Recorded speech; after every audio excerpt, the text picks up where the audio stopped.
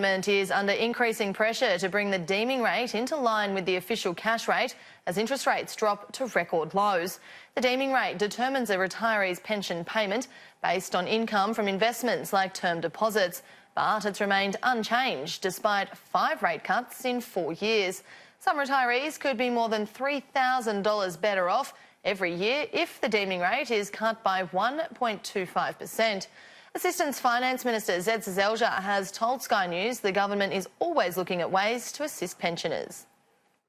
We're very much listening to the concerns raised by pensioner groups, peak bodies and others, and so obviously, there may well be announcements coming, but we're very, very sympathetic to the cause. And you're obviously not looking at it to increase it or keep it where it is.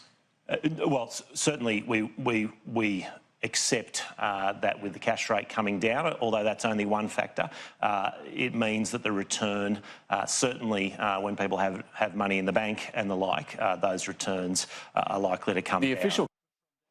The Assistant Finance Minister has also defended the government's plan to return the budget to surplus, despite calls for more stimulatory measures to boost the Australian economy. Is a surplus budget stimulatory or contractionary? Well, you can't simply separate what we're doing and say... Well, it's a simple question, though. Is having a surplus budget stimulating the economy or not? Well, having a surplus budget helps us to have long-term confidence, to pay down debt and to be responsible. We absolutely have to do that, and we're not going to back away from that. Labor frontbencher Catherine King says the party still holds concerns about the cost of the coalition's 3-stage income tax cut package. Labor voted the tax cuts through Parliament on Thursday after it was unable to secure enough support to split the bill. Despite helping pass the bill, Labor says it maintains its concerns over stage 3 of the tax cut plan and the cost to the economy. It's unclear if Labor would seek to repeal the 3rd stage if it wins government at the next election. But Shadow Infrastructure Minister Catherine King says it's too early to be having those conversations. You know, these are tax cuts that come in 24, 25. We don't know what the economy will be doing. We don't know what the fiscal circumstances will be.